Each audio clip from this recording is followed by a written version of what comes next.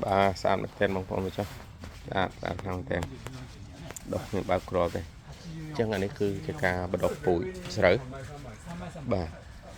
cứ cái bắt đầu xa tăngពីដំបូងធ្វើមិនឲ្យកូនធ្លោះមានសុខភាពល្អងាយស្រួលយើងយកទៅដាក់ក្នុងស្រែវាមិនងាយឆ្លងជំងឺបាទបងប្អូនចា៎បាទហើយបន្ទប់រៀបចំ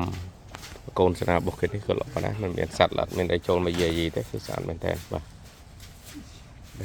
ចឹងរបៀបថែទាំកូនស្នារបស់ជនជាតិជប៉ុននេះគឺល្អមែនតើល្អខ្លាំងមែនតើអញ្ចឹងក្រុមការងារកំពុងតែរៀបចំដាក់នៅ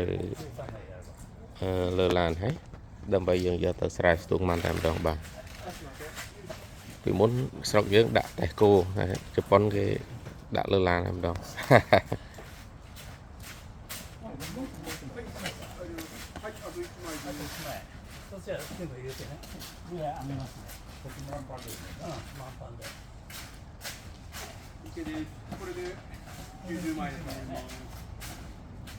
បាទ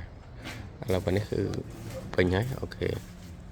អញ្ចឹងតទៅពីនេះទៅយើងដឹកយកទៅដាក់ស្រែស្ទូងតែម្ដងបាទ